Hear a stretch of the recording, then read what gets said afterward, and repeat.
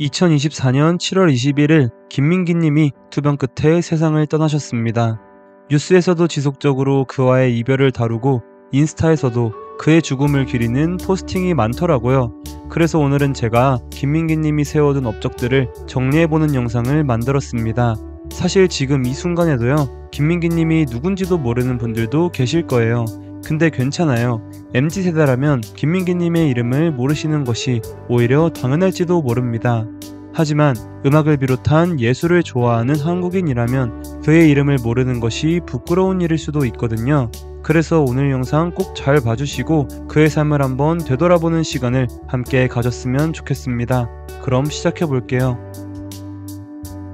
일단 김민기님의 업적을 설명하려면 같은 시간 한국 음악의 발전 수준과 영미권 음악의 발전 수준 차이를 보아야 합니다.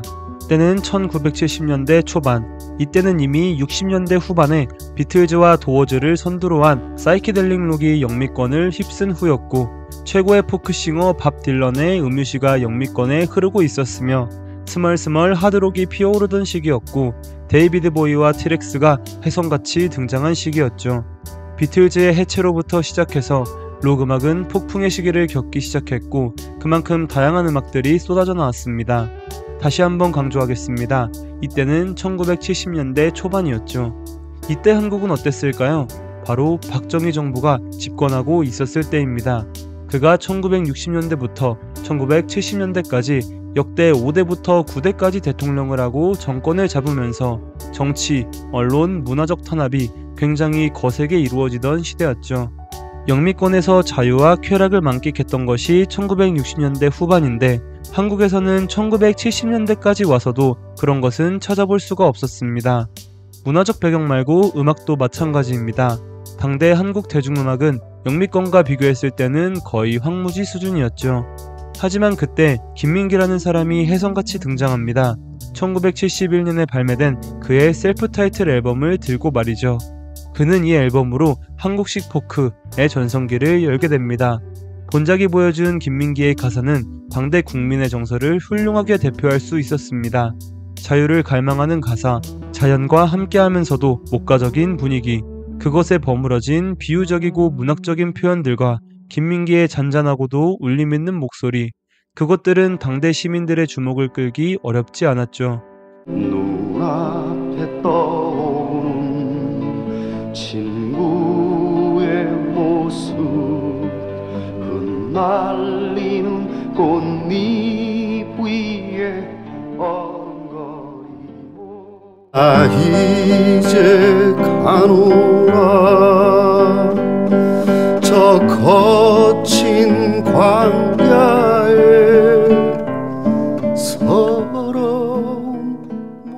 지금 들어보면은 이 앨범은 꽤나 과감하고 감각적인 음반이라고 느껴집니다. 특히 2번 트랙인 아하 누가 그렇게 같은 경우는 포크의 느낌을 주지만 보사노바의 박자감을 가지고 있기도 하며, 이 앨범의 후반부에서는 재즈 뮤직에서 기용할 법한 악기들을 과감하게 사용하며 국내의 사운드에서 벗어난 수준의 음악을 구사하고 있습니다. 아하 누가 푸른 하늘 보여주면 좋겠네.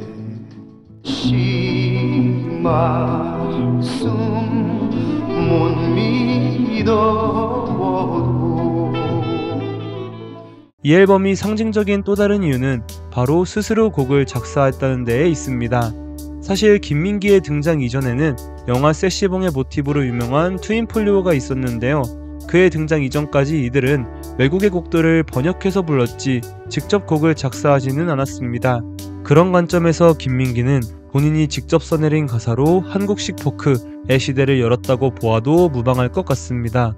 또 그는 국악을 공부했었는데 그렇기에 음악에서 대한민국 땅의 정서를 잘 담아낼 수 있었죠.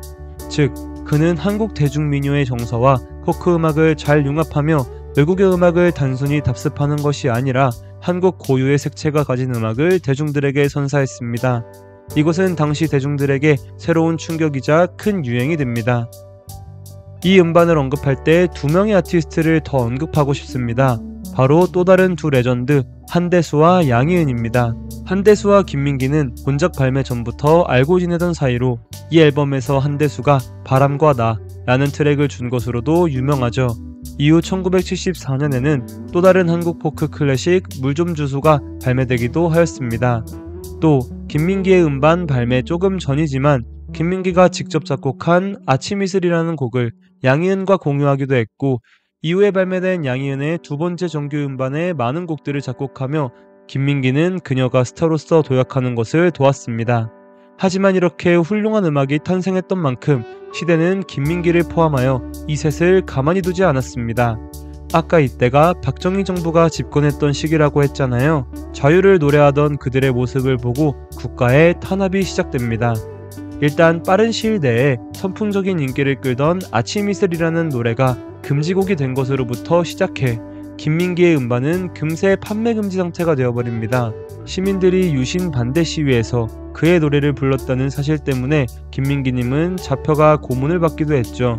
이렇게 그는 국가의 견제로 여러모로 음악가로서 활동하기 어려운 상황에 놓이게 됩니다. 그래서 사실 김민기님의 디스코그래피를 보면 1970년에 발매된 셀프 타이틀 앨범을 제외하면 두 번째 앨범까지의 텀이 20년이 넘습니다. 그만큼 음악 활동을 하기 어려웠다는 것이죠. 하지만 이는 오히려 그에게 또 다른 기회가 됩니다. 바로 희극, 뮤지컬로 활동 범위를 전환하면서 얻게 된 기회죠. 여러 탄압으로 음악 활동이 어려워진 그는 공장에서 일을 하는데요. 이곳에서 영감을 받은 김민기님은 한국 역사에 오래오래 남을 노래굿을 만들게 됩니다. 바로 1978년에 발매된 공장의 불빛입니다. 이 노래굿은 당대 노동자들의 힘겨운 삶을 훌륭하게 그려낸 노래굿입니다. 등장인물을 설정하고 그들이 한서린 노래를 부르는 모습을 그려내며 당시 한국 노동자들의 노고를 그려내면서도 착취하는 윗세대의 모습을 함께 그려냈죠. 이 녹음물도 다른 김민기님의 작업물과 마찬가지로 외국의 것을 단순히 가져온 것이 아닌 한국 민요의 멜로디가 연상되기 십상이며, 그것을 만들어낸 형식이 한국의 문화적 시조와 비교했을 때 비교적 시대초월적이라고 말할 수 있습니다.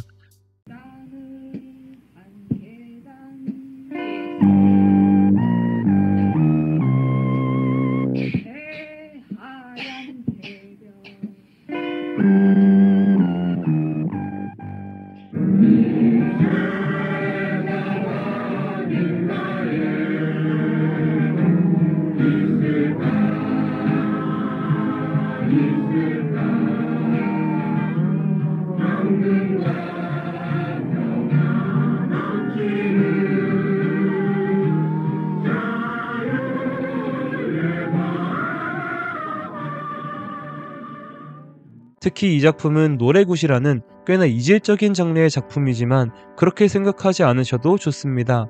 왜냐면 현대의 컨셉 앨범과 비슷한 느낌이 들거든요. 그러니까 앨범 단위로 들으시는 것에 익숙하신 분들은 유튜브에 공장의 불빛을 검색해서 들어보시면 좋을 것 같아요.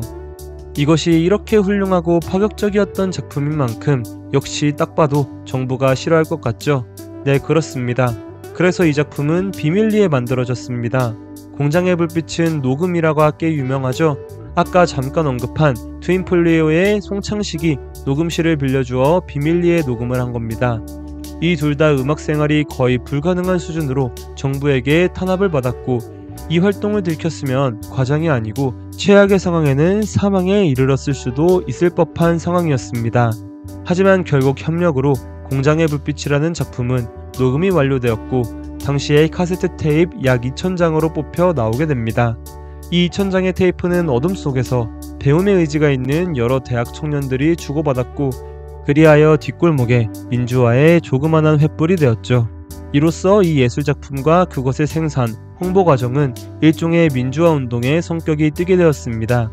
이 이후에도 그는 여러 시민운동에 참여하며 이 나라가 자유를 찾아가고 현대 문화 수준의 토대를 마련하는 데에 힘을 쏟았습니다. 여기까지만 해도 사실 이미 업적이 엄청난데요. 김민기님은 이후에 두 번째 삶을 시작합니다. 바로 그가 대표로 있었던 극단이자 소극장 학전을 개업하고부터입니다. 김민기님이 학전을 개업한 건 1991년입니다. 그때부터 올해인 2024년까지 33년 동안 운영해온 극단이죠. 이 학전에서 세운 가장 큰 업적은 역시 서울역 1호선이라는 작품일 겁니다. 김민기님이 연출을 맡은 작품인데요. 한국에서 가장 저명하고 명성 있는 뮤지컬입니다. 독일의 뮤지컬을 재해석한 작품으로 한국에서는 무려 4,000회의 공연 횟수를 기록했으며 김민기님은 이 작품으로 한국에서 괴테 메달을 받은 3명 중 1명이 됩니다.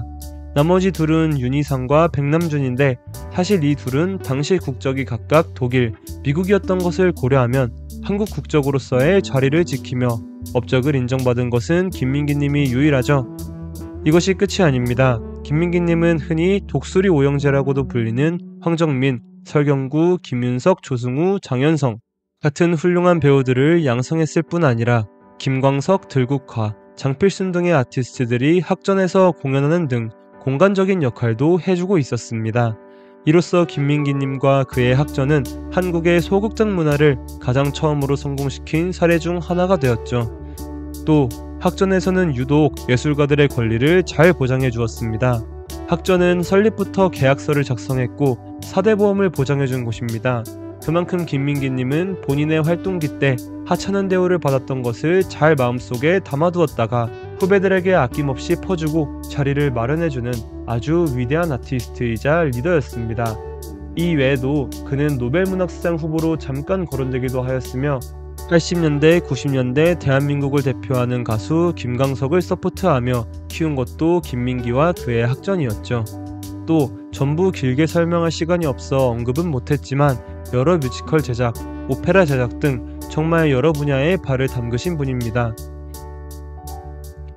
이렇게 쭉 이야기를 들어보니 그가 얼마나 많은 것을 해왔는지 알 수 있겠죠. 그가 세운 업적들은 헤아리기가 어렵습니다. 그의 업적은 한국의 포크뮤직을 기반으로 한국 음악의 수준을 끌어올린 것도 아주 크지만 그것으로 한정되진 않습니다. 그는 예술이라는 매개체를 통해 여러 형식으로 민주화운동을 진행해 오신 귀인 중 한 분이며 여러 음해, 탄압, 고문을 무릅쓰면서까지 창작활동을 해온 예술가이자 이후에 본인의 상처에서 배운 것들로 한국의 예술가들이 입지를 다질 수 있게 기반을 마련해주던 리더였습니다. 그는 현대인들을 받쳐주던 따뜻한 아버지였습니다. 이러니 그의 이름을 어떻게 까먹을 수가 있겠습니까? 김민기님, 당신이 없었더라면 지금의 한국 대중문화는 없었을 겁니다. 부디 그곳에서는 편히 쉬시길 바라며 영상 여기서 마치겠습니다. 감사합니다.